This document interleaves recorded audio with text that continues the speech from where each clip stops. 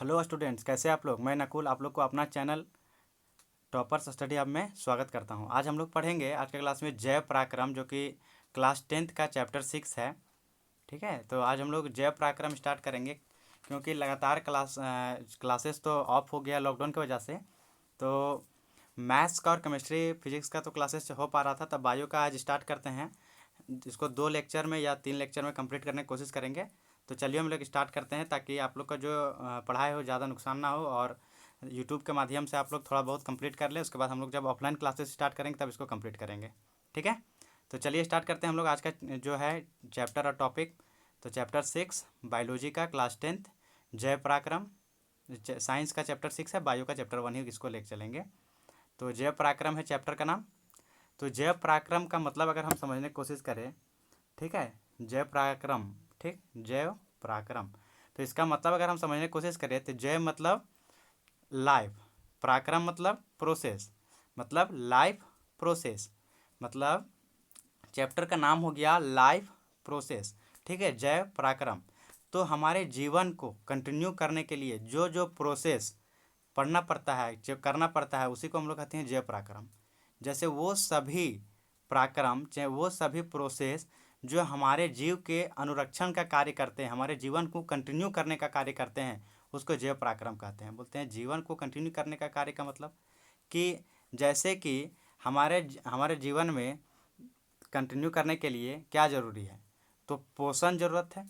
ठीक है, पोषण मतलब खाना खाना। पोषण अगर हम ले लिए, पोषण के बाद हमको क्या ज़रूरत है, श्वसन, ठीक है, वहन, उत्सर्जन। तो ये सारा जो प्रक्रिया है जो हमारे शरीर के अंदर होता है, तो ये सारा प्रोसेस है हमारे जीवन को कंटिन्यू करने के लिए, चलाने के लिए। तो यही सब प्रोसेस मिल करके बनाता है हमारा पराक्रम कहलाएगा, कि हमारे जीवन का आधार है, हमारे जीवन का पराक्रम है, या हमारा जैव पराक्रम है, या लाइफ प्रोसेस है। ठीक है, तो वे सभी पराक्रम जो संयुक्त रूप से जीव के अनुरक्षण का कार्य करते हैं, जैव पराक्रम कहलाते हैं।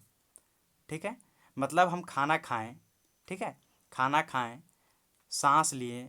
वहन का मतलब हो गया हमारे शरीर में जो ट्रांसपोर्टेशन का काम हो रहा है, हमारे शरीर में जो ट्रांसपोर्टेशन का काम हो रहा है, जैसे हार्ट से लेकर के ब्लड का सर्कुलेशन होना पूरा बॉडी में। ठीक, तो ये एक एग्जांपल दे दिए। उत्सर्जन मतलब जो हो गया कि हम लोग खाना खाएं तो उससे जो न्यूट्रिएंट्स हम लोग को मिलना था, जो पोषक तत्व मिलना था, वो मिलने के बाद जो वेस्ट मटेरियल बॉडी से बाहर निकला। ठीक है, तो ये सारा प्रक्रिया जो है, ये सारा जो प्रोसेस है, वो हमारे जीवन को कंटिन्यू लगातार चलाने के लिए आवश्यक है।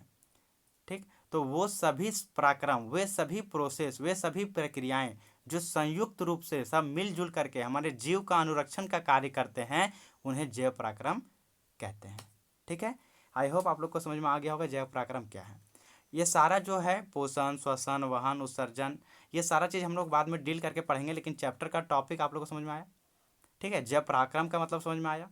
अब हम लोग स्टार्ट करेंगे जो टॉपिक एक एक करके। जैसे पोषण, ठीक है, पहला टॉपिक हम लोग को जो पढ़ना है वो पढ़ना है पोषण।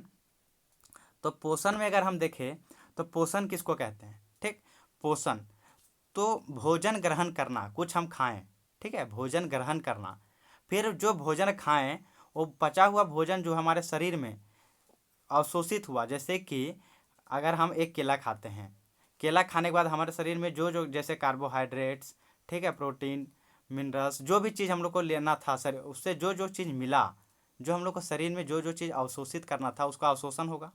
ठीक है, और फिर हमारा शरीर जो न्यूट्रिएंट्स को अपने शरीर में, जो पोषक तत्व को अपने शरीर में अवशेष किया, मतलब अपने शरीर में ले लिया, उसका फिर हमारा शरीर क्या करेगा, प्रयोग करेगा अपने जीवन को कंटिन्यू करने के लिए, अनुरक्षण करने के लिए शरीर के द्वारा उसका प्रयोग किया जाएगा। मतलब 3 बार याद रखना है। पहला भोजन का ग्रहण करना, दूसरा बात कि बचा हुआ भोजन से अवशोष करना, ठीक है, अवशोषण करना, जैसे कि खाना पच गया तो उससे जो भी न्यूट्रिएंट्स लेना था उसको ले लेना, और तीसरा काम हम उस अवशोषित न्यूट्रिएंट्स का हमारे शरीर द्वारा अनुरक्षण के लिए प्रयोग करना, यही क्या कहलाता है, पोषण कहलाएगा।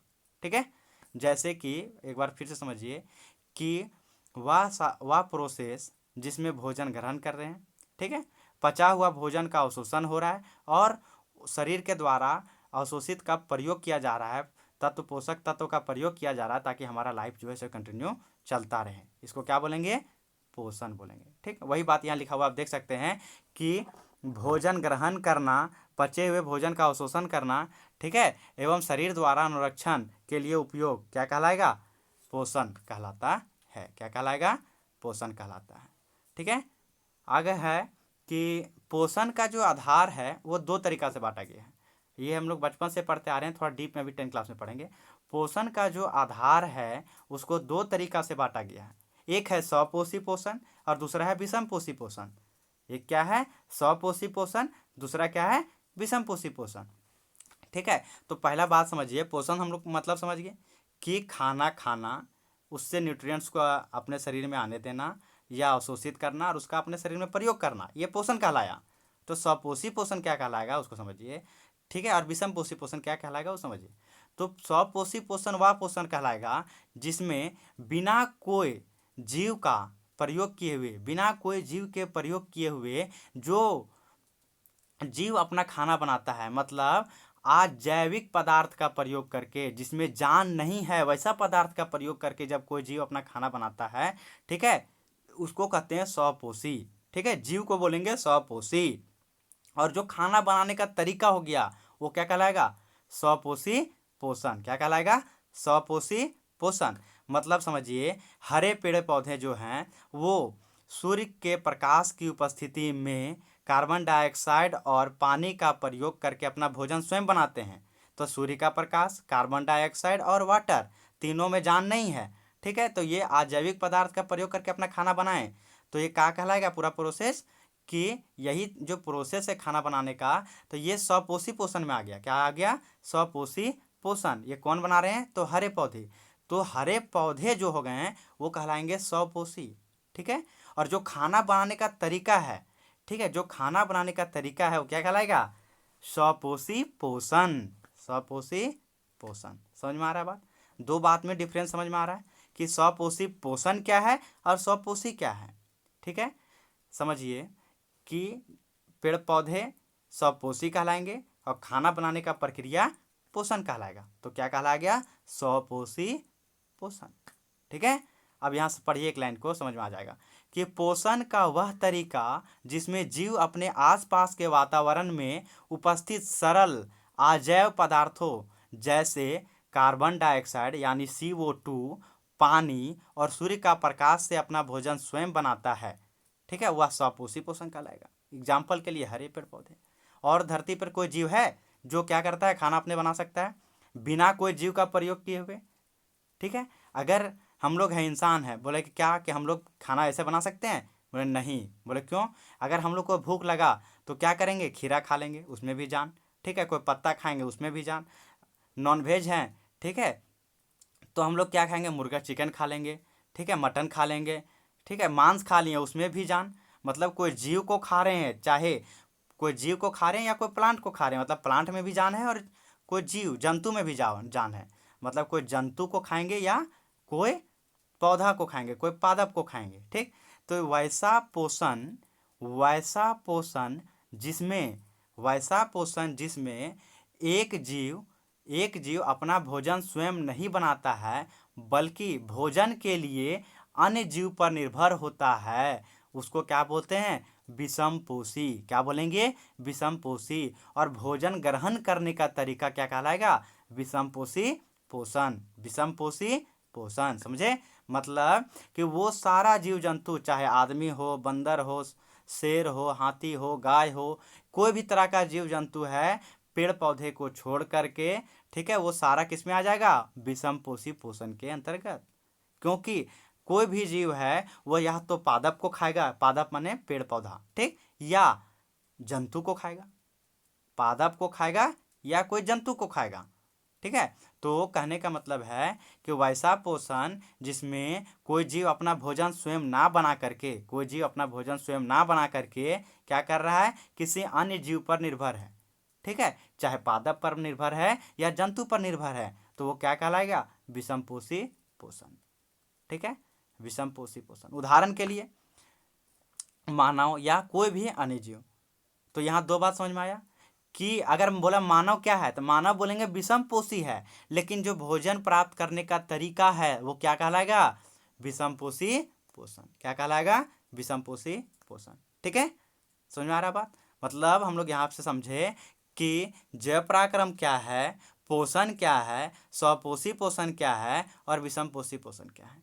यहाँ तक कोई तरह का कन्फ्यूजन नहीं होना चाहिए। ठीक है, अगर फिर भी आपको यहाँ से कोई कन्फ्यूजन होता है, कोई तरह का क्वेश्चन उठता है, तो हमारे जो पुराने बच्चे हैं, चाहे हमारे इंस्टीट्यूट के जो बच्चे हैं, वो अपना क्वेश्चन जो है वो अपना व्हाट्सअप ग्रुप में डाल के पूछ सकते हैं, डायरेक्ट कॉल करके पूछ सकते हैं। ठीक है, लेकिन जो अगर कोई हमारे स्टूडेंट नहीं है, हमारे इंस्टीट्यूट का स्टूडेंट नहीं है या प्रज्ञा स्कूल का स्टूडेंट नहीं है, ठीक है, तो क्या कर सकता है कि कमेंट बॉक्स में अपना क्वेश्चन को पूछ सकता है, उसका जवाब मिल जाएगा। ठीक है, और फिर भी अगर पर्सनली बात करना रहे तो ये नंबर हो गया, लिखिए 7979737224।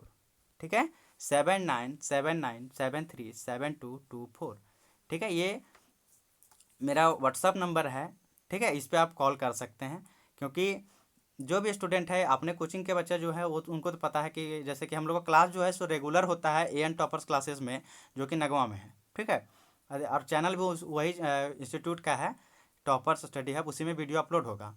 ठीक, अगर अन्य वीडियो और हम लोग को देखना है तो आप हमारे एक और न्यू चैनल है हमारे मित्र का, चाहे प्रज्ञा हाई स्कूल, उसमें आप सर्च करके अन्य वीडियो आप देख सकते हैं इसी प्रकार का। ठीक है, तो चलिए स्टार्ट करते हैं आगे। आप लोग बस कंटिन्यू रखिए, तैयारी कंटिन्यू रखिए। जैसे ही लॉकडाउन की स्थिति समाप्त होती है, ये हमारा पर्सनल सिर्फ टाइम नहीं खराब हो रहा है, चाहे आपदा नहीं है, ये पूरा विश्व का आपदा है, पूरा भारत का आपदा है, पूरा झारखंड में भी इसमें आ गया है बीमारी। कहें तो हजारीबाग विशुनगढ़ तक हम लोग का ये जो एरिया वहाँ तक पहुँच गया है, तो हम लोग को थोड़ा सा सुरक्षित रहना है, ताकि जैसे ही इस आपदा से सरकार निपटती है, हम लोग का फिर से अपना जीवन जो है से कंटिन्यू चलने लगेगा। तब तक घर में रहें, सुरक्षित रहें और ऑनलाइन पढ़ते रहें, ताकि टाइम भी ख़राब ना हो और अपना जीवन बढ़िया से सही रास्ता पे चलते रहे और भटकना नहीं है। किसी भी तरह का माइंड में नेगेटिविटी नहीं आने देना है, क्योंकि एग्ज़ाम समय पर ही होगा। ठीक है, इसमें कोई तरह का ये नहीं है। तो चलिए हम लोग आगे स्टार्ट करते हैं।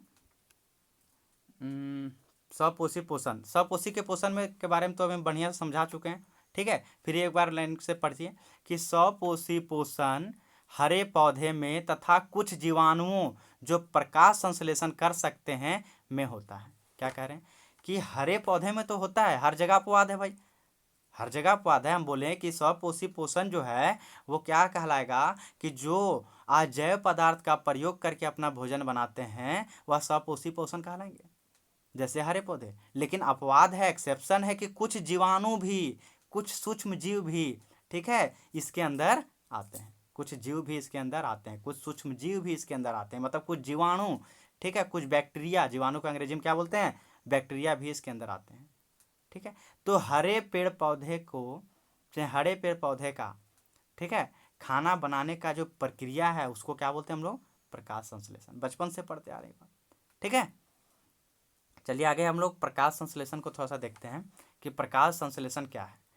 कि प्रकाश संश्लेषण वह है कि एक बार यहाँ समझिए कि खाना बनाने का तरीका, बोला खाना बनाने का तरीका क्या है, बोले कि पेड़ पौधे के खाना बनाने का तरीका, भोजन बनाने का तरीका, जिसमें पेड़ पौधे कार्बन डाइऑक्साइड का, जल का, ठीक है, और सूर्य के प्रकाश का प्रयोग करके, सूर्य के प्रकाश का प्रयोग करके, ठीक है, क्या करते हैं, अपना भोजन बनाते हैं। तो उस प्रक्रिया को क्या कहते हैं हम लोग, प्रकाश संश्लेषण प्रक्रिया। मतलब हरे पेड़ पौधे, चाहे वैसे पेड़ पौधे का खाना बनाने की प्रक्रिया, जिसमें वे सूर्य का प्रकाश, ठीक है, तथा कार्बन डाइऑक्साइड और वाटर का प्रयोग करके बनाते हैं। ठीक है, वह क्या कहलाएगा, प्रकाश संश्लेषण। तो खाना कहाँ बनता है, बोला क्लोरोफिल में बनता है। जैसे कि हम समझिए क्लोरोफिल क्या होता है, जैसे हम यहाँ मोबाइल में समझाने की कोशिश कर रहे हैं। ये है पत्ता, ठीक है, ये हो गया पत्ता। ये पत्ता को हम अब बीच से काट दिए, तो अभी बीच से काटे तो यहाँ छोटा छोटा पत्ता में क्या होगा, छिद्र आ जाएगा। कोशिश कर रहे हैं समझाने की, समझिए। पेन तो मेरे पास है नहीं है मोबाइल में लिखने वाला, तो जो भी चीज़ है मेरे पास उससे हम कोशिश करें। तो पत्ता काटने के बाद जो छिद्र दिखेगा वो है क्लोरोप्लास्ट। ठीक है, और उसमें होता है क्लोरोफिल, जिसके वजह से पत्तियां जो है सो हरा दिखती है। क्या होता है, पत्तियां जो है सो हरा दिखती है। ठीक, तो यहीं पे खाना बनता है। अब पढ़िए, इसको समझ में आएगा कि यह वह पराक्रम है जिसमें स्वपोषी बाहर से लिए पदार्थों को ऊर्जा संचित रूप में परिवर्तित कर देते हैं। ठीक है, ये पदार्थ कार्बन डाइऑक्साइड तथा जल के रूप में लिए जाते हैं, जो सूर्य के प्रकाश तथा क्लोरोफिल के उपस्थिति में कार्बोहाइड्रेट में परिवर्तित कर देते हैं। कार्बोहाइड्रेट बन रहा है मतलब क्या बन रहा है? खाना। ठीक है, आप समझिए यहाँ पे कि हम लोग चावल खाते हैं, क्या मिलता है? कार्बोहाइड्रेट मिलेगा, जिससे हम लोग क्या मिलेगा? एनर्जी मिलेगा। तो पेड़ पौधे जो हैं, हरे पेड़ पौधे जो हैं, वो कार्बन डाइऑक्साइड, वाटर, सनलाइट, ठीक है, और क्लोरोफिल का प्रयोग करके क्या बना रहे हैं? अपना भोजन बना रहे हैं। क्या बना रहे हैं? कार्बोहाइड्रेट बना रहे हैं। ठीक है, अब बोला क्या कि हम लोग जब खाना बनाने गए, एक बात समझिए मेरा बात, जब हम लोग खाना बनाने गए तो हम लोग के लिए, जैसे कि हम सब्जी बनाना है, ठीक है, एक साधारण सा सब्जी बनाना है, जैसे कि लौकी की सब्जी बनाना है, तो क्या चाहिए? लौकी चाहिए, नमक चाहिए, मसाला चाहिए और सब चीज़ चाहिए। तो ये हमारे लिए क्या हो गया? कच्ची सामग्री। क्या कहलाया ये? कच्ची सामग्री। तो उसी तरह पेड़ पौधे जब खाना अपना बनाते हैं, अपना खाना बनाते हैं, ठीक है, तो उनके लिए कच्ची सामग्री क्या हो गया? तो जो जो चीज़ का प्रयोग कर रहे हैं, जिस जिस चीज़ का प्रयोग कर रहे हैं, ठीक है, वह प्रयोग किया गया पदार्थ, चाहे अजैव पदार्थ, क्या कहलाएगा? उसका कच्ची सामग्री। तो क्या क्या प्रयोग किया गया था? आप देख सकते हैं कि सूर्य का प्रकाश, क्लोरोफिल, ठीक है, कार्बन डाइऑक्साइड और जल।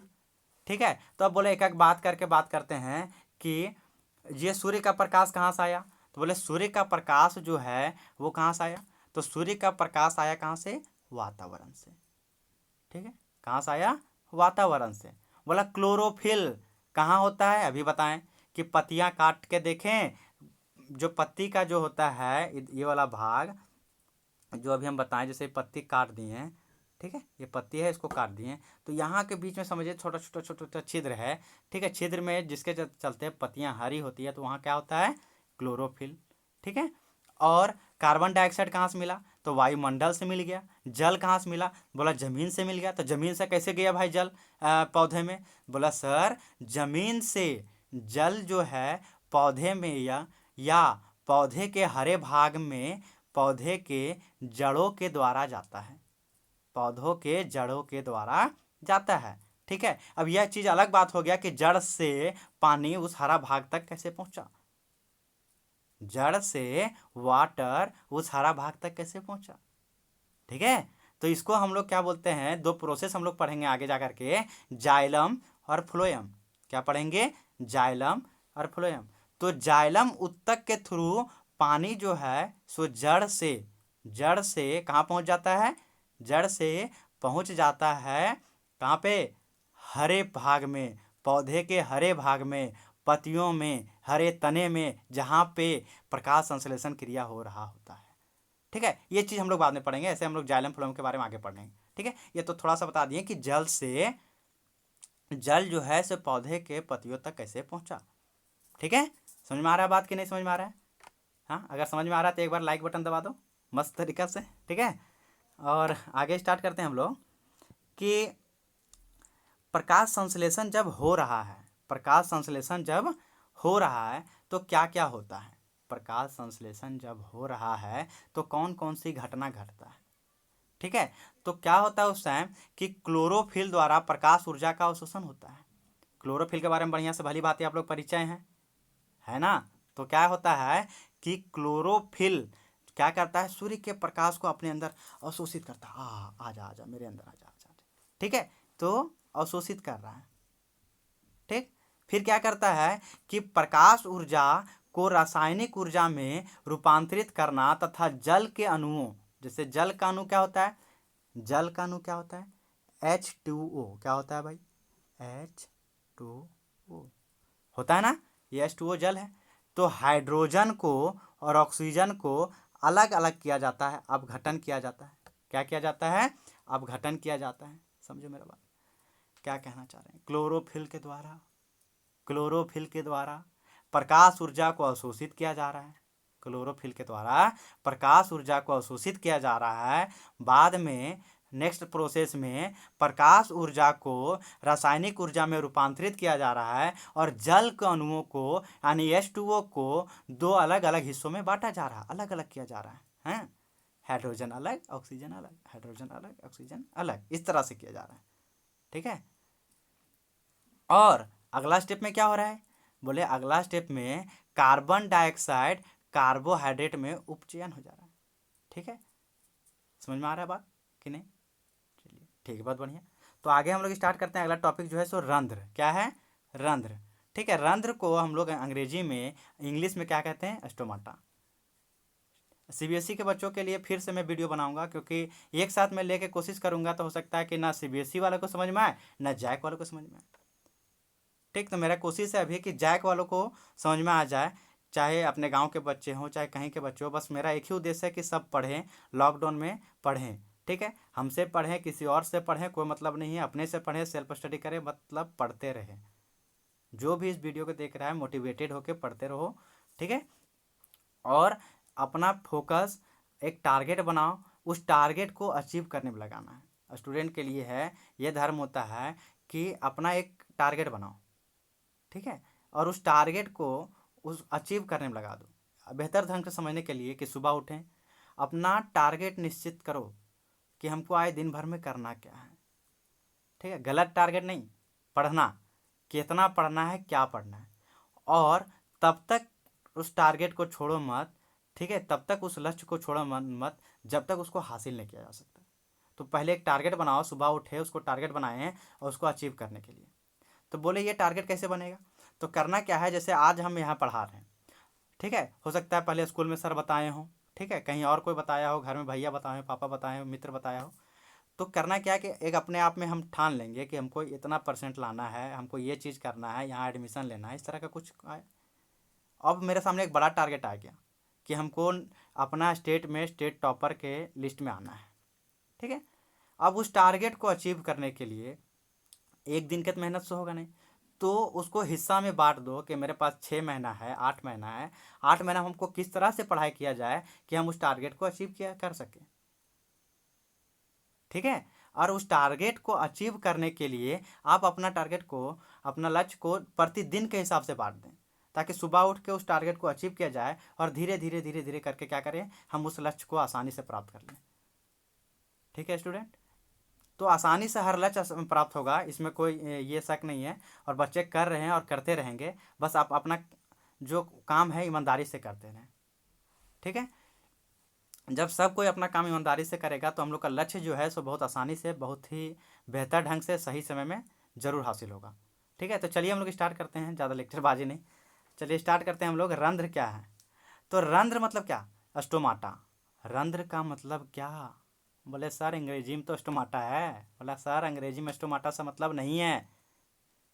बोले क्या कि पत्तों पे जो छोटा छोटा छोटा छोटा स्मॉल छिद्र होते हैं उसको हम लोग कहते हैं रंध्र, यानी स्टोमाटा। समझ में आया? अब पत्ता लीजिए, ठीक है, पत्तों को देखिए, क्या होता है उसमें? छिद्र होता है। क्या होता है भाई? छिद्र होता है। पत्ते में क्या होता है? छिद्र होता है। ठीक है, और इस छिद्र को जैसे छोटा छोटा हम डॉट बनाने की कोशिश कर रहे हैं, ये डॉट कलर इससे बदलता है क्या? देखते हैं, हम तो आज तक नहीं बदले हैं, मोबाइल से क्लास ले रहे हैं। हाँ देखिए, जैसे लाल कलर का दिखा रहे हैं। ठीक, ये मान के चलिए पत्ते में क्या है? छिद्र है, पत्ते में छिद्र है। तो इस छिद्र को क्या बोलेंगे? स्टोमाटा। क्या बोलेंगे? स्टोमाटा। ठीक, यानी रंध्र। पत्ती के सतह पर सूक्ष्म छिद्र होते हैं, उन्हें क्या कहते हैं? तो कहते हैं स्टोमाटा, यानी रंध्र। समझ में आया? याद नहीं करना है भाइयों, में याद नहीं करना है, हमसे पढ़ रहा है तो याद नहीं करना है, सारा का सारा बात दिमाग में सेट करते जाना, सेट करते जाना, सेट हो जाएगा, आराम से सेट होगा। ठीक है, तो सब चीज़ को आराम से समझते चलिए। हो सकता है क्लास आपको धीरे लगे, आपको, तो मैं सभी बच्चों का टारगेट करके लेके चल रहा हूँ, कोई बेसिक लेवल से थोड़ा सा, कोई बोलता है कोई टॉपर है, कोई बीच में एवरेज है, कोई थोड़ा लो है। तो मैं उन बच्चों को लेके चल रहा हूँ जो नीचे से लेकर टॉप तक के सभी बात को मैं समझ में आए, आसानी से समझ में आए। ठीक है, जो नीचे लेवल में है उसको मैं कोशिश करूँगा मिडिल में रख दूँ, मिडिल लग सोचूंगा, टॉप कर दूँ, टॉप करने वाला सोचूंगा कि सबसे बेस्ट टॉप मोस्ट स्थान पर पहुँच जाए। ठीक है, तो सभी बच्चों को समझ में आए, इसीलिए मैं थोड़ा धीरे से आराम से सभी चीज़ों को बारीकी के साथ बताने की कोशिश कर रहा हूँ। क्योंकि जैक बोर्ड का ये इतिहास रहा है पिछला कई वर्षों का कि वो डायरेक्ट क्वेश्चन तो बुक से पूछता नहीं है। ठीक है, तो कंसेप्चुअल क्वेश्चन पूछेगा, कंसेप्चुअल क्वेश्चन पूछेगा तो कंसेप्ट क्लियर हो तभी तो क्वेश्चन बनेगा, रटने से क्या समझ में आएगा। ठीक, तो इसलिए आप कंसेप्ट पे ध्यान दीजिए, समझने की कोशिश कीजिए। तो हम क्या बोल रहे थे, रंध्र के प्रमुख कार्य। तो रंध्र के प्रमुख कार्य पढ़ने से पहले रंध्र समझ में आ गया। ठीक है, कि रंध्र क्या है, पत्तों के ऊपर जो स्मॉल स्मॉल छिद्र होता है, सूक्ष्म छिद्र होता है, उसको क्या बोलते हैं, रंध्र कहते हैं, यानी स्टोमाटा कहते हैं।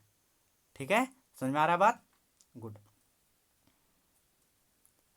ये वीडियो जो है सो एक्चुअली रिकॉर्डेड फॉर्म में हो रहा है ना, तो लाइव तो हो नहीं पा रहा है क्योंकि मोबाइल से करना और एक्चुअली यूट्यूब में कनेक्शन वगैरह भी कट जा रहा है, तो इसी चलते रिकॉर्डेड वीडियो अपलोड कर रहे हैं। लेकिन फिर भी बताए थे कि जैसे कि दिक्कत होगा आप लोग को कोई तरह का कि नहीं समझ में आया, चाहे कुछ और समस्या है, तो जैसे फ़ोन नंबर पीछे मैंने बता रखा है, या अपना इंस्टीट्यूट के बच्चे तो व्हाट्सएप ग्रुप से जुड़ सकते हैं। ठीक है, अन्य बच्चे हैं जो हमारे व्हाट्सएप ग्रुप में नहीं हैं, कहीं और के हैं, तो उसके लिए जो नंबर दिया उस पर आप व्हाट्सअप कर सकते हैं। ठीक, तो चलिए हम स्टार्ट करते हैं आगे कि इसका जो रंध्र है, पत्ते के ऊपर जो छिद्र है, उसका काम क्या है भाई, इसका काम क्या है। ठीक है, तो ये छिद्र का जो काम है वो प्रकाश संश्लेषण के दौरान क्या पढ़े, क्या पढ़ें कि पेड़ पौधे कार्बन डाइऑक्साइड लेते हैं, ऑक्सीजन छोड़ते हैं। ठीक है, तो लेने और छोड़ने, CO2 अंदर आया, क्या आया भाई, CO2 इन, और O2 आउट, बाहर गया। O2 कहाँ जा रहा है, बाहर जा रहा है, समझने की कोशिश करो। CO2 अंदर आया और O2 बाहर गया, CO2 अंदर आया और O2 बाहर गया। तो ये जो प्रक्रिया हो रहा है, जो ये जो काम हो रहा है, ये क्या कहलाएगा, किसके थ्रू हो रहा है, तो बोला ये हो रहा है प्रकाश संश्लेषण के दौरान रंध्र के द्वारा गैसों का आदान प्रदान। ठीक है, मतलब प्रकाश संश्लेषण के लिए गैसों का अधिकांश आदान प्रदान यही रंध्रों के द्वारा, इन्हीं छिद्रों के द्वारा होता है। समझ में आ रहा है बात, क्या कहना चाह रहे हैं। अगला बात है कि इस छिद्र का और क्या कार्य है, बोला इस छिद्र का और भयंकर काम है। बोला क्या काम है, बोले जब जब पेड़ पौधे पेड़ पौधे जड़ के द्वारा, पेड़ पौधे जड़ के द्वारा पानी यानी वाटर यानी जल जो है हरे भाग यानी पत्तियों तक ले जाते हैं। ठीक है, तो हो सकता है पानी ज़्यादा ले जाए, बोले वहाँ 1 गिलास पानी काम था, अब 2 गिलास लेके चल गया, तो वही जल को वाष्प उत्सर्जन प्रक्रिया द्वारा रंध्र द्वारा बाहर निकाल दिया जाता है। समझ में आ रहा बात, मतलब वही छिद्र के द्वारा वाष्प उत्सर्जन क्रिया या प्रक्रिया करके जल जो है सो वाष्प के रूप में रंध्र से बाहर निकल जाता है, रंध्र के बाहर निकल जाता है। तो रंध्र क्या है समझ में आया, रंध्र का कार्य क्या है समझ में आया। अब इस फिगर को देखिए और समझने की कोशिश कीजिए। ठीक है, कि यहाँ पे क्या है, ये जो है फोटो फिगर, यहाँ पे ये जो दिख रहा है ये देखिए, ये है, हाँ, तो ये पत्ता के अंदर, पत्ता नहीं है, पत्ता के अंदर समझिए कोशिका है। ठीक है, अंदर का भाग है, बहुत सूक्ष्म चीज़ है, उसको माइक्रोस्कोप से बड़ा करके दिखाया गया है कि यही छिद्र है। ये कौन क्या है, यहाँ पे देखिए ये वाला चीज़ छिद्र है, और ये लाल कलर से जो मैं दिखाने की कोशिश कर रहा हूँ, ये रेड कलर से, ठीक, ये रेड कलर से ये वाला चीज़ देखिए यहाँ पे, और यहाँ पे लॉक है, तो यही लॉक जो है सो खुलता है गैसों का या जल का आदान प्रदान के लिए। ठीक है, तो ये फिगर के माध्यम से हम लोग इसको देख लेंगे। अब जो है रंध्र जो है सो पत्ती की सतह पर सूक्ष्म छिद्र जो है सो श्वसन, गैसों के विनिमय या वाष्पोत्सर्जन के लिए खुलते बंद होते हैं। ये बात अभी अभी समझाएं। ठीक है, तो इस तरह से रंध्र के बारे में पूरा संपूर्ण जानकारी हम पहुंचा दें। ठीक है, आई होप आप लोग को अच्छा समझ में आ रहा होगा। ठीक है, अगर समझ में आ रहा है तो एक बार कमेंट आप लोग जरूर करिएगा कि क्लास आपको कैसा लगा। ठीक है, अगर अच्छा लगा तो बताना कि अच्छा लगा, अगर इसमें कुछ नहीं समझ में आया तो क्वेश्चन पूछना है। ठीक है, समझ में आया तो थैंक्स बोलना है, अच्छा लगा। अगर कुछ सुधार करना है तो ठीक है, आगे कंटिन्यू करना है तो कमेंट आपको जरूर करना है कि वीडियो कैसा लगा। ठीक, और अगर ख़राब लगा तो डिसलाइक कर दीजिए, कोई दिक्कत नहीं है कि नहीं अच्छा नहीं लगा एकदम ख़राब है डिसलाइक। ठीक है, कोई दिक्कत नहीं है, लेकिन क्या करना है कि अपना जो चैनल का लिस्ट है उसको आप सब्सक्राइब करके बेल आइकन को जरूर दबा लें, ताकि क्या होगा कि जैसे मैं कोई वीडियो फिर डालूँ, आई होप कि मैं रेगुलर रहूँगा, ठीक है, तो क्या होगा कि अपने आप लोग के पास नोटिफिकेशन चला जाए और आप लोग को समझ में आ जाए कि ये फिर क्लास आ गया है, ठीक है। और अगर आप ये चीज़ नहीं करते हैं तो डेली डेली तो मैं लिंक शेयर नहीं करूँगा, ठीक है। आज मैं लिंक शेयर कर दूंगा ताकि आप लोग के पास, सभी के पास पहुंच जाए, तो आगे दिन से आप लोग के पास खुद नोटिफिकेशन चला जाएगा, ठीक है। तो आप जो है सो वहाँ से देख सकते हैं क्लिक करके, ठीक है। तो चलिए बहुत बढ़िया, स्टार्ट करते हैं क्लास अब। अभी सपोषी पोषण हम लोग पढ़ रहे थे, तो सपोषी के पोषण के बाद हम लोग जो हैं सो आगे हम लोग जो पढ़ेंगे वो है विषम पोषी पोषण, मतलब हाइड्रोट्रॉपिक न्यूट्रिशन। हाइड्रोट्रॉपिक न्यूट्रिशन, विषम पोषी पोषण, थोड़ा गला खराब हो, विषम पोषी पोषण, ठीक है, हाइड्रोट्रॉपिक न्यूट्रिशन या विषम पोषी पोषण, ठीक है। तो बोला सम पोषी पोषण, स्वपोषी पोषण पढ़े अभी। विषम पोषी पोषण में आप तो बोले थे कि नहीं, जो स्वपोषी पोषण वह हो गया जो अपना भोजन स्वयं बनाता है, जैविक पदार्थ का प्रयोग करके बनाता है, स्वपोषी पोषण कहलाएगा। उसमें आप पेड़ पौधा पढ़ा दिए, रंध्र पढ़ा दिए और क्या क्या पढ़ा दिए। अब विषम पोषी पोषण फिर आ गया, बोले विषम पोषी पोषण तो उस टाइम सिर्फ हेडिंग डाले थे कि इसका मतलब होता क्या है, हाँ। अब विषम पोषी पोषण के बारे में हम लोग इसको पूरा डिटेल में पढ़ेंगे, ठीक है। तो विषम पोषी पोषण को पढ़ने के लिए, ठीक है, तो विषम पोषी पोषण क्या था कि वैसा पोषण जिसमें एक जीव किसी दूसरे अन्य जीव का प्रयोग करके अपना भोजन के रूप में ग्रहण करता है, ठीक है, वो क्या कहलाएगा, विषम पोषी पोषण।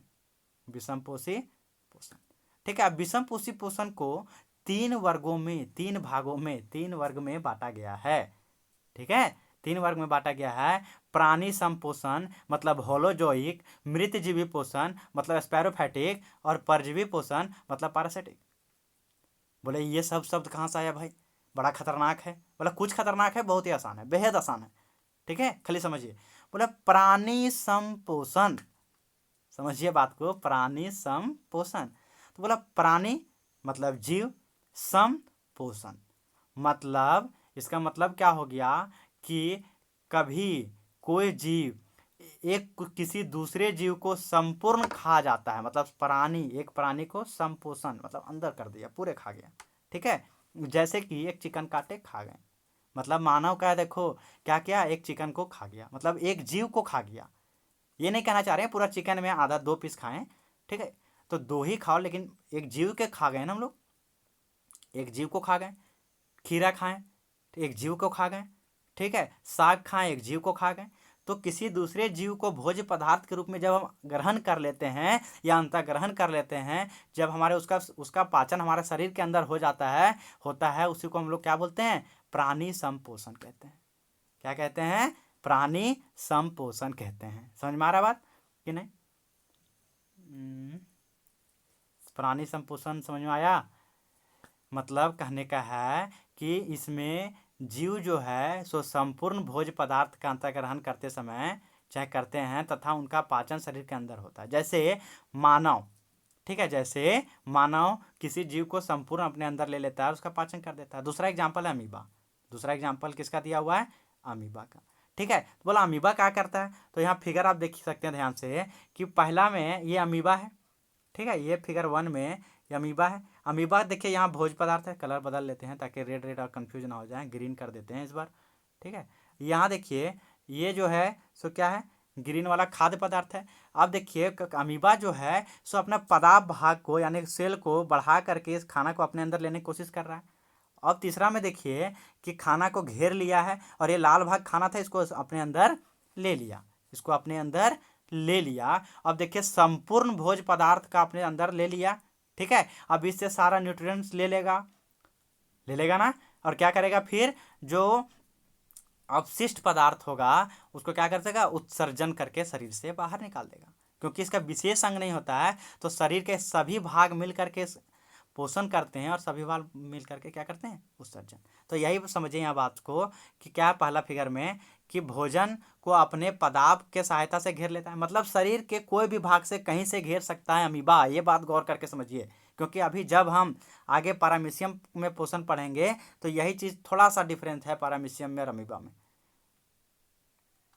ठीक है। तो बोल रहे हैं शरीर के कोई भी भाग, जैसे कि कहना चाह रहे हैं, बोर्ड तो यहाँ है नहीं मेरे पास, लेकिन फिर भी हम मोबाइल में कुछ दिखाना चाह रहे हैं, स्क्रीन पर देखिए कि ये खाना रहा तो यहाँ भाग बढ़ गया, लेकिन ऐसा नहीं खाना यहाँ रहेगा तो ये भाग नहीं बढ़ेगा, ये भाग भी बढ़ सकता है। मतलब शरीर का कोई भी भाग बढ़ करके खाना को घेर लेता है, खाद्य रिक्तिका में चला जाता है, वह जटिल पदार्थ जो है सो सरल पदार्थ में विघटित हो जाता है, और क्या कहता है, शरीर में पोषण हो लेकर के उसको शरीर से बाहर निकाल दिया जाता है। तो ये क्या कहला गया, अमीबा में पोषण। मानव में पोषण जो है उसको हम लोग पढ़ेंगे, संपूर्ण फिगर के साथ पढ़ेंगे कि खाना हमारे अंदर गया, मुंह में गया, ठीक है, मुंह में खाना लिया, फिर ग्रासनी में गया, अमाशय में गया, छोटी आंत, बड़ी आंत, ठीक है, सारा चीज़ पढ़ेंगे, एक एक करके फिगर के माध्यम से करेंगे, लेकिन अभी वो नहीं। अभी हम लोग को ये जो 3 टॉपिक दिया हुआ है उसके बारे में पढ़ेंगे, ठीक है। तो अमीबा एक समझ में आ गया, प्राणी संपोषण समझ में आ गया कि जिसमें एक जीव संपूर्ण भोज पदार्थ का अंतर्ग्रहण कर लेता है, मतलब अपने अंदर ले लेता है, ठीक है। अब क्या कहते हैं, मृतजीवी पोषण, ठीक है। तो मतलब वैसा जीव, ठीक, चाहे वैसा पोषण जिसमें अपना भोजन मृत जीवों के सड़े गले कार्बनिक पदार्थ से प्राप्त करते हैं, उसको क्या कहते हैं, मृतजीवी पोषण। क्या कहते हैं, मृतजीवी पोषण। जैसे कि हम बात करें क्या कि कवक, कवक समझ रहे हैं, ठीक है, कवक समझ रहे हैं, या फफूंदी, कवक समझ में आ गया होगा, ऐसे जो रहता है, फिगर बनाने की कोशिश कर रहे हैं भाई, ऐसे मशरूम टाइप का, ठीक है। तो ये कवक या फफूंदी क्या करता है, कोई जीव पर नहीं, सड़े गले पदार्थ पर, कार्बनिक पदार्थ पर, ठीक है, कार्बनिक पदार्थ पर अपना भोजन पोषण न्यूट्रिशन लेता है। तो ऐसे जीव को क्या बोलते हैं, मृतजीवी पोषण, ठीक। और परजीवी पोषण क्या हो गया कि वैसा पोषण जो किसी अन्य जीव के अंदर या बाहर रहकर उसको बिना नुकसान पहुंचाए पोषण प्राप्त करता है। अब समझिए, जैसे कि हमारे शरीर में, ठीक है, ह्यूमन के शरीर में क्या होता है, जू रहता है। अब ये जू जो है सो हमारे माथा में है, मान के चलिए, ठीक है, ऐसे मेरा नहीं है मेरा माथा में नहीं है, हो भी सकता, नहीं पता, लेकिन नहीं है, ठीक। तो ये यहाँ चला गया। अब ये जो है हमारे शरीर से ही पोषण ले रहा है, नहीं तो जिंदा कैसे है, खाना नहीं खाएगा तो जिंदा कैसे रहेगा, ठीक है। तो हमारे शरीर से पोषण ले रहा है, ठीक। तो हमारे शरीर से जब पोषण ले रहा है तो क्या हमको इससे बहुत ज़्यादा नुकसान पहुंचा रहा है, नहीं, हमारे शरीर पे है, ठीक है, और बिना नुकसान पहुंचाए हमारे शरीर से पोषण ले रहा है। इसी तरह का एग्जाम्पल है कि एक है अमरबेल। बोला अमरबेल क्या है, बोले जू जो था एक जीव है, मतलब एक जंतु है, लेकिन अमरबेल जो है से एक पादप है, एक पौधा है। वो क्या होता है, झाड़ियों के ऊपर इस तरह जाल बना रहता है, आप देखे होंगे कभी, बहुत सारा जाल जाल जाल, ठीक है। तो झाड़ियों के ऊपर क्या बना रहता है, जाल टाइप का बना रहता है, वो अमरबेल। और एक और एग्जाम्पल क्या हो गया, फीता कृमि, ठीक। तो यहाँ विषम पोषी पोषण क्या है वो समझ में आ गया, प्राणी संपोषण है क्या है वो समझ में आ गया, मृतजीवी पोषण क्या है वो समझ में आ गया, परजीवी पोषण क्या है वो समझ में आ गया। फिर अमीबा में पोषण कैसे होता है वो हम फिगर के माध्यम से बता दिए, ठीक है। अब लास्ट टॉपिक है अभी का, वो है पैरामीशियम में पोषण। तो पैरामीशियम जो है उसका पोषण कैसे होता है, जैसे कि ये पैरामीशियम का फिगर है, यहाँ बनाने की कोशिश करते हैं, ये पैरामीशियम का फिगर है, ठीक है। अब इसका जो खाद्य पदार्थ जो है सो लाल रंग के है, ये वाला खाद्य पदार्थ है, ये क्या है, खाद्य पदार्थ है। अब क्या करेगा, जैसे कि ये कोई भी भाग से खाना को नहीं घेर सकता है, कोई भी भाग से खाना को नहीं घेर सकता है, इसका मान के चलिए पदार्थ भाग, मतलब किनारे, ये सेल खाने वाला है, तो इसको घेर के ऐसे ले लिया, ठीक है। बोला अमीबा में भी ऐसे हुआ था, इसमें क्या अंतर है, बोला नहीं, इसमें भोजन के लिए विशिष्ट स्थान है, भोजन ग्रहण करने का अलग स्थान है। जैसे मनुष्य में मुंह होता है ना खाने के लिए, तब खाते हैं, हाँ, मुंह से खाते हैं कि नाक से, आँख से खाते हैं, ये तो ज़बरदस्ती सलाइन चढ़ा दिया गया तो नाक से बोलेंगे, ठीक है। तो ऐसा नहीं। तो अब जैसे एक और अमीबा बनाने को, पैरामीशियम बनाने की कोशिश करते हैं, जैसे ये पैरामीशियम है। अब इसका जो है सो खाने का हिस्सा ये था, ठीक है, लेकिन भोजन यहाँ रखा हुआ है। तो ये जो है सो ऐसा नहीं कि ये ऐसे इसको घेर लेगा, बोला नहीं, ये खाने का हिस्सा है ना, तो यही हिस्सा इसको ऐसे ऐसे ऐसे ऐसे करके और इसको घेरने की कोशिश करेगा, नहीं तो अपना भोजन नहीं करेगा। मतलब इसमें डिफरेंस है अमीबा में और पैरामीशियम में बस इतना कि एक फिक्स स्थान, एक विशिष्ट स्थान से पैरामीशियम अपना पोषण करता है, बल्कि अमीबा जो है वो उसका कोई विशिष्ट स्थान भोजन के लिए नहीं होता है, ठीक है। समझ में आया बात। तो इस तरह से हम लोग को ये विषम पोषी पोषण कंप्लीट हुआ। नेक्स्ट जो लेक्चर होगा उसमें मनुष्यों में पोषण हम लोग पढ़ेंगे, ठीक है, उसमें हम लोग मनुष्यों में पोषण पढ़ेंगे। समझ में आ रहा बात क्या कह रहे हैं कि यहाँ तक में जो बात हम बोले, या फिर से ध्यान से सुनिए कि जो बात हम बोलते हैं कि जय पराक्रम क्या है, जय पराक्रम के अंदर कौन कौन सा पराक्रम या कौन कौन सा प्रोसेस आता है, पोषण क्या है, स्वपोषी पोषण क्या है, विषम पोषी पोषण क्या है, चाहे प्रकाश संश्लेषण क्या है, ये फार्मूला, ये क्रिया होता है प्रकाश संश्लेषण के दौरान, इसको आप ध्यान रखिएगा। फिर प्रकाश संश्लेषण के दौरान जो फार्मूला है, या प्रकाश संश्लेषण में कच्ची सामग्री क्या है, कौन कौन सी घटनाएं क्या होती है, रंध्र क्या है, रंध्र का कार्य क्या है, या विषम पोषी पोषण क्या है, विषम पोषी पोषण में प्राणी संपोषण क्या है, या जिसको होलोजोइक भी कहते हैं, मृत्युजीवी पोषण क्या है, जिसको स्पैरोफाइटिक भी कहते हैं, या परजीवी पोषण क्या है, ठीक है। और अमीबा में पोषण किस प्रकार होता है, पैरामीशियम में पोषण किस प्रकार होता है। तो ये सारा चीज़ को हम लोग एक ब्रीफ तरीका से बहुत ही डिटेल में, ऐसा नहीं कि मैं जो ऑफलाइन क्लासेस में पढ़ाता हूँ उसमें और बहुत कुछ बता दिया, हाँ हालांकि कुछ कुछ चीज़ें फिगर के माध्यम से और डिटेल में बताया जा सकता था, लेकिन मैं उन सारों चीज़ को बहुत ही कम समय में आसान तरीका से मोबाइल के ही माध्यम से, ऑनलाइन तरीका से ही सारे चीज़ों को बताने की कोशिश किया। और ऐसा नहीं कि जो चीज़ बताया उसमें कुछ छोड़ दिए, सारा का सारा इंपॉर्टेंट बात, सारा तथ्य को मैंने बताया, ठीक है। और इसमें भी अगर आप लोग को यहाँ तक में कोई डाउट होता है तो आप नीचे कमेंट करके, और पहले भी वीडियो के बीच में भी बता चुके थे कि ग्रुप में, कमेंट में, या जो मोबाइल नंबर दिए उस पर व्हाट्सएप के थ्रू आप मैसेज करके आप पूछ सकते हैं, ठीक है। तो सब लोग अपने अपने अपने घरों में अच्छे से रहिए, सुरक्षित रहिए, ठीक है। और लॉकडाउन का नियम का पालन कीजिए। जैसे ही आपदा या विपदा हटेगा हम लोग के ऊपर से, हम लोग का सारे क्लासेस जो है ऑनलाइन स्टार्ट फिर से हो जाए। ऑनलाइन तो चल ही रहा है अभी, ऑफलाइन में हम लोग स्टार्ट कर देंगे। तब तक के लिए बाय, ठीक है। सब लोग मुस्कुराते रहिए, अच्छे से रहिए। और 3 बात ध्यान से रखिए, मस्त रहेगा जीवन, सुखी रहेगा, आनंदमय रहेगा। दबा के खाइए, दबा के पढ़िए, और खूब एंजॉय कीजिए, ठीक है। अपने आप रात को नींद आएगा, मस्त सोइएगा, ठीक है।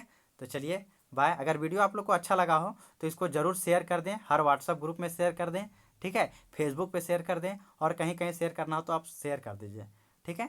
और चैनल को सब्सक्राइब करके बेल आइकन जरूर प्रेस करें। Thanks for watching this video and bye, take care all, ठीक है।